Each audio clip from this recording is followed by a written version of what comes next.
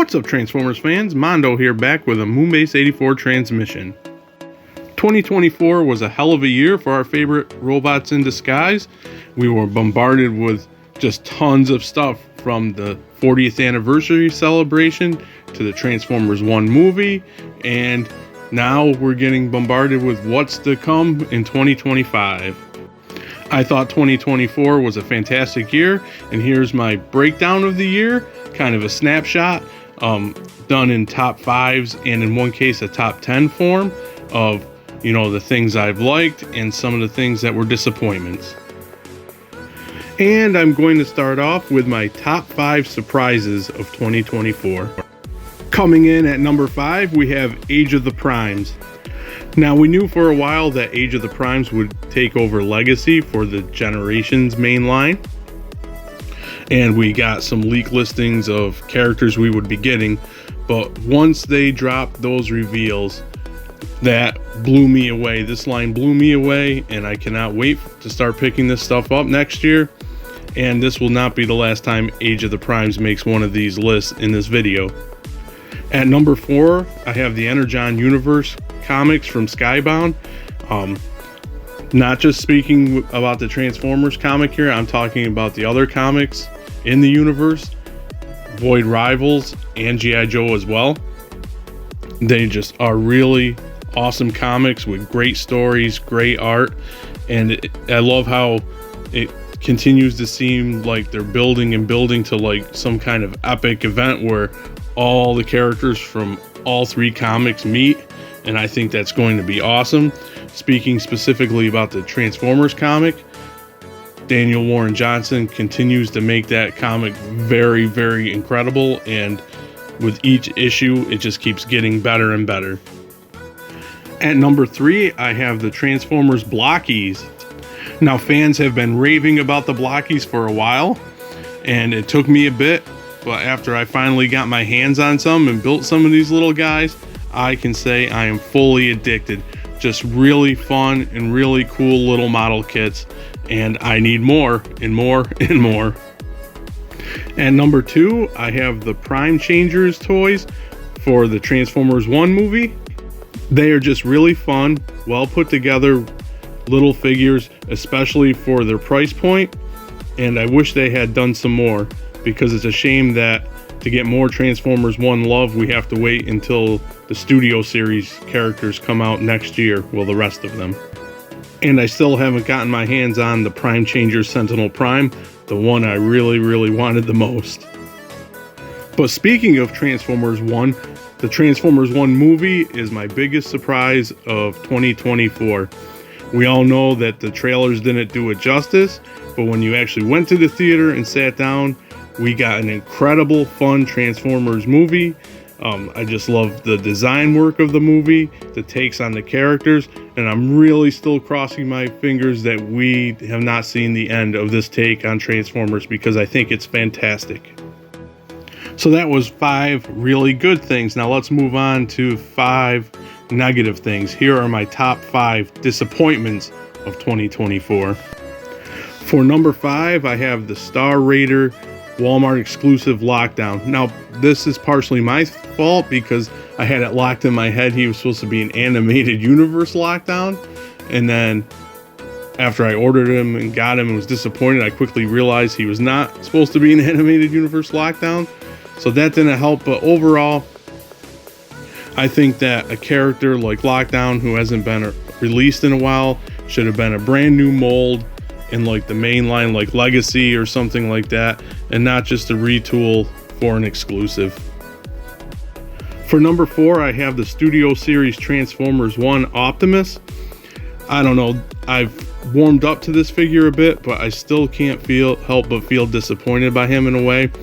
It's just really ugly on the side where the Prime Changers hid his arms better than the Studio Series, and the bits that just keep popping off of him make for a frustrating and disappointing toy, even though like I said, I have warmed up to him a little bit. And number 3, I was also really disappointed with the Earthspark TV show. This show was up and down and everywhere. due to lack of information from Paramount and Hasbro as well. We were told it was canceled, then we got some more episodes, then we're told that was it, but now they're saying there might be a few more episodes that we might be getting. They took the season 2 and broke it down into 2 seasons. It's just all over the place. Plus the last round of episodes we got, I mean, there was a few good ones, but yeah, it's just a hot mess, and I think it suffered from focusing too much on the kids over the bots.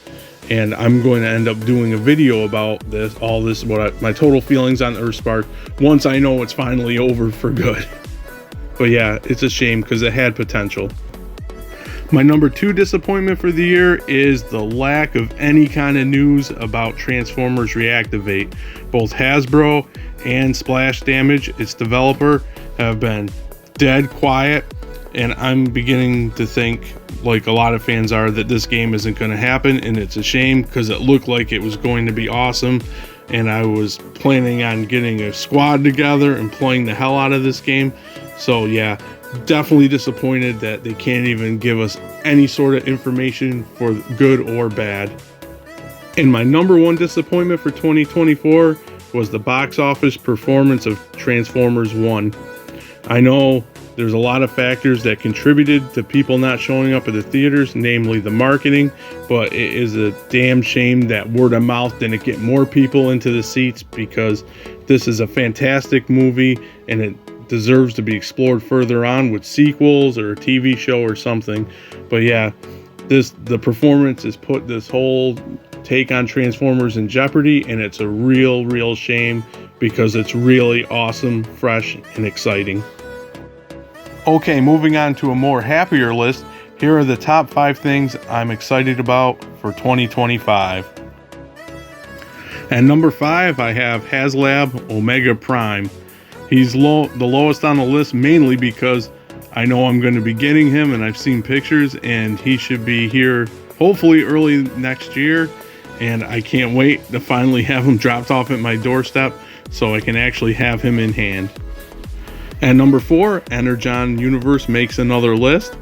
I already gushed about it in the other list, but yeah, I just can't wait to see where all these books are going and heading to in 2025. And I do believe there will be a culmination where all the books collide at some point next year, and I can't wait.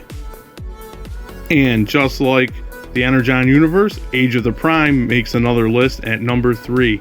I just can't wait to get some of these figures in my hands and see what else is coming from the Age of the Primes line. Takara's Wild King line comes in at my number 2, and actually, now that I think about it, it should have been in my surprises list as well. But anyway, it comes in at number 2 because I'm definitely interested in seeing what these toys are going to look like and their play pattern and everything. And judging from what we heard, pre-orders are going to start in February, so we won't have too long to wait, I don't think, to actually see some pictures of the actual toys. And it's just a very exciting line. And the number 1 thing I'm most excited about is Transformers Cyber World. Now, one could say, why not Age of the Primes? But that's because we've seen some of the offerings from Age of the Primes. In Cyber World, all we have are listings. I'm excited to see physical toys. I'm excited to see what the cartoon's going to look like. We know nothing really about it except for some leaked listings and a logo. So really excited to see what this is all about, and hopefully it's a good toy line as well as a good cartoon. Before I get into a countdown of my favorite toys of the year, here's a top 5 list of stuff that I haven't picked up yet. And most of them I definitely plan to, I just haven't had a chance because, money, and I'm not rich. And number 5, I have the Studio Series Bumblebee movie concept art Megatron. Now, I sat around and I was on the fence about picking him up, and by the time I decided, yes, I do want him, it was too late, and he was pretty much sold out everywhere. So I'm hoping he gets a re-release down the road, because I'm not paying the high scalper prices that this guy is going for right now. It's just ridiculous. At number 4, I have the Amazon exclusive Bludgeon and Ruckus.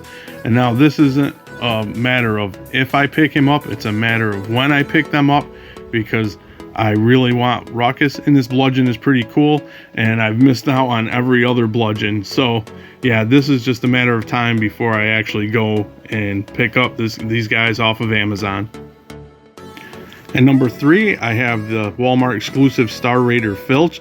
Now that disappointing lockdown is what kind of prevented me from being able to pick up Filch. I thought, I better pre-order Lockdown because he's a popular character, and that's what everybody's going to scoop up.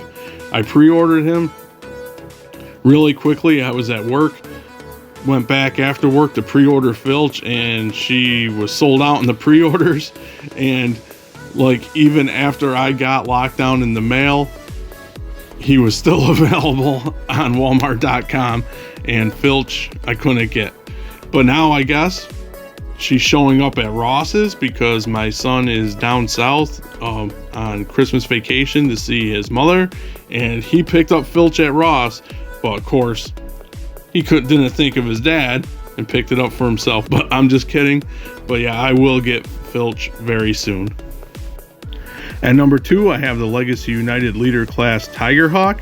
Now, I wanted Tigerhawk because he's a cool figure, first and foremost, but also to add to my modern Beast War toy ranks, and also to use the review to give a slight correction to something I said in my United Silverbolt review, which I fumble over things sometimes, as you know if you watch the channel, and I goofed up and said Silverbolt was the merging of Air Razor and Tigertron, I think, what he is, but I goofed up and it's actually Tigerhawk. It was just a blunder on my part. I was thinking that Fusor, so that's what it, Silverbolt's a Fusor, so I was thinking in my head that's where he came from. Because, as I always say, I'm a fan, not an expert, but yeah, I love the look of this Tigerhawk, and I can't wait to eventually pick him up. But the number 1 figure that I missed out on, but am definitely getting, is the Commander Class Magmatron. If you watch the channel, I love Beast Wars. I love Dinobots and dinosaur robots. So naturally, I would love Magmatron. And it is a shame that I have not picked him up yet. And I don't even know why. Just circumstances. Getting other things, older characters to add to collection and things like that. And I still have passed him up. But that is a correction I am making first and foremost in 2025. Okay, so when I was going through the figures that I got this year to make my list of my favorite figures of the year, I noticed that this list would have been loaded with Optimus Primes, and because we've gotten so many incredible Primes this year.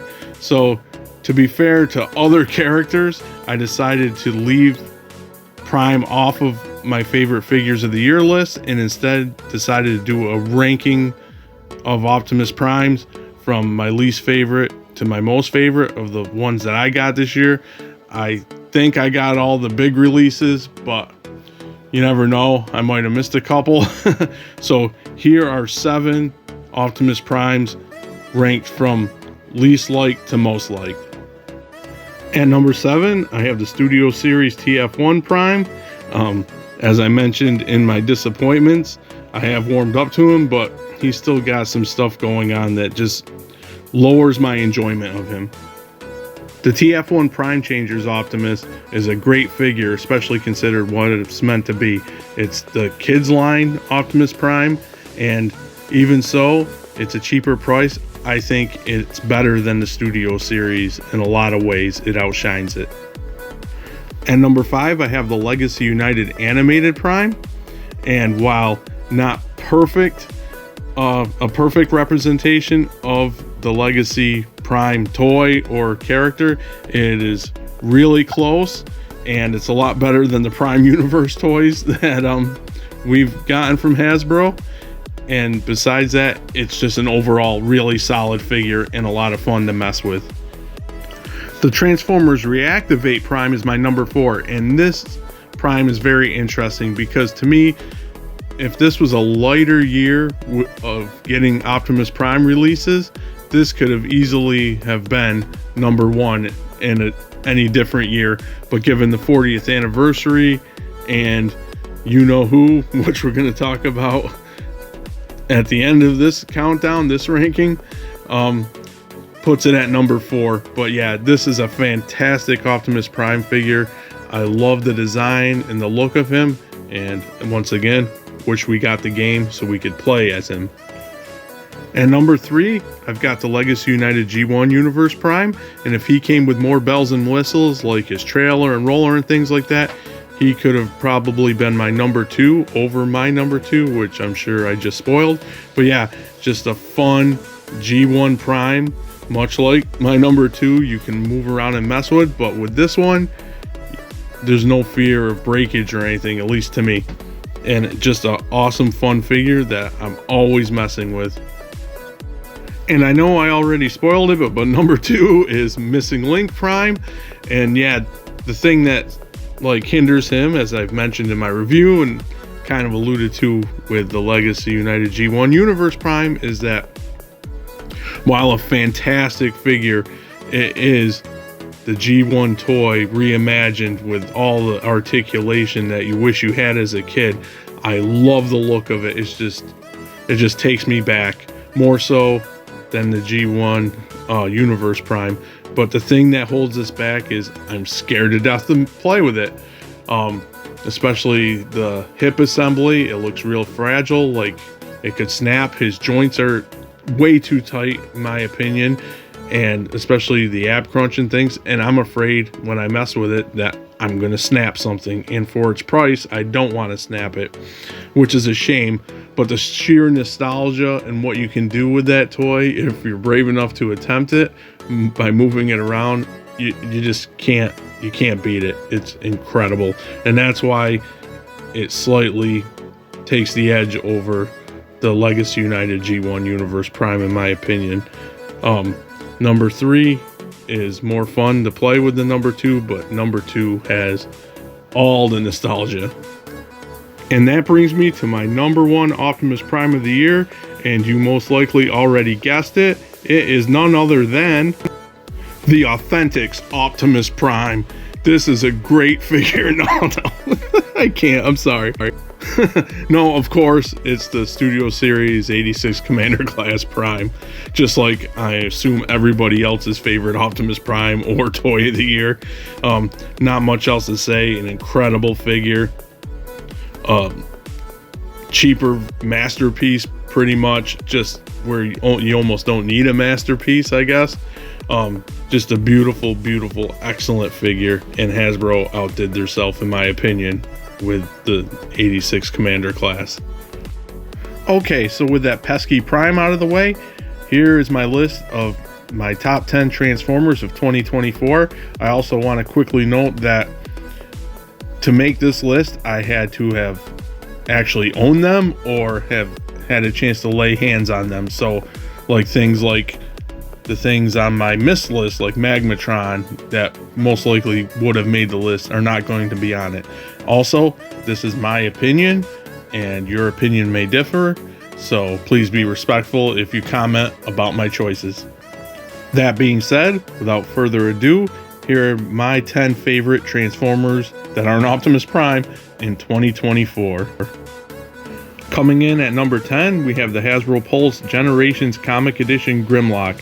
If there is a Grimlock out in any coming year, chances are, unless it's really, really crappy, it will make my list, because I love Grimlock, as you all know, and the Dinobots. And just a really cool Grimlock. I love the blues, the yellow, the comic detail. Just really awesome. Actually, intentionally put low on the list as to not be boring, because the mold, we've seen the mold several times. At number 9, we have the Prime Changers Alpha Trion. I just really like the look of this Alpha Trion, and he's a fun little Prime Changers figure, and it's very disappointing that they have not announced a Studio Series Alpha Trion yet. Coming in at number 8, I have the Studio Series Leader Class Swoop. I know a lot of people were disappointed with this figure, and I don't think he's as bad as a lot of people make him out to be, but I will say that I wish he was maybe a Voyager class, because I do think Swoop should be a little bit smaller compared to the other Dinobots, and I think that's the only thing, to me, that's the only thing that really holds him back. At number 7, we have the Legacy United Cyberverse Universe Slipstream. And while she is supposed to be from the Cyberverse cartoon, I fit her in quite nicely with my G1 Seekers, and I think she looks really good with them. And she's just a great, well put together toy, and I enjoyed her more than I did the Windblade that she's based off of. For number 6, I'm cheating a little bit because they are very similar. They have a similar vibe, and that is the Legacy United Animated Bumblebee and the Studio Series 86 Bumblebee. Really nice, put together and engineered little Bumblebee figures. A lot of fun to mess around with. I know people complain they're small for their price point, but there was a lot of engineering to go into those things, to making these guys. Not trying to make an excuse, but I can see that way of thinking. But nonetheless, fun little figures. With number 5, I'm going with the Legacy United Cybertron Universe Starscream. This Starscream is really fantastic. A great update of the original Cybertron figure. The only thing I wish about these, of course we'll never get it, is I wish that the Cyber Planet keys actually did something. Unfortunately, that's something that we'll probably never see again. But just speaking of what this Starscream is, a fantastic figure. I love the War for and Fall of Cybertron video games, so it's really cool that we got a really awesome Ratchet from the War for Cybertron game. He's just a fantastic looking figure. I love his big axe accessory, and he just transforms really nice. Just a really good figure, and I think he was a sleeper for a lot of people, and a lot of people were pleasantly surprised about how he came out. And now I can't wait to pick up the inevitable Ironhide. Number 3, you take a really good Optimus Prime mold and turn it into the Legacy Animated Motormaster, and you get a really cool figure that we rarely get a chance of getting. He was only a BotCon exclusive, so for the masses like myself to be able to get one, really awesome. And I also want to note that in that review I also screwed up and said his lights were yellow and they're green. You guys know I couldn't leave my boy Sunstreaker off the list, so he's at number 2. A really cool concept art from the B movie in the Studio series. Really nice figure, fits right in with the other Bumblebee movie figures, and also can pull double duty because he also fits in with the War for Cybertron characters as well from Studio series. And my number 1 favorite figure of the year that's not Optimus Prime is the Legacy United Gears. Hasbro just did a superb job with Gears. He's very well engineered, he looks fantastic, he poses great, and we've needed an updated Gears that was really good for a long time. And I just look at this thing and he just makes me happy, which is weird because he's such a grouch. But yeah, just really fantastic. Dynamite does come in small packages, and just a really great figure in my opinion. So that'll wrap up my best and worst of 2024. Make sure you guys comment to let me know what you guys think about my choices, respectfully, and let me know what some of your choices were. Looking forward to a great 2025, and thanks for all the support in 2024 that you've given me.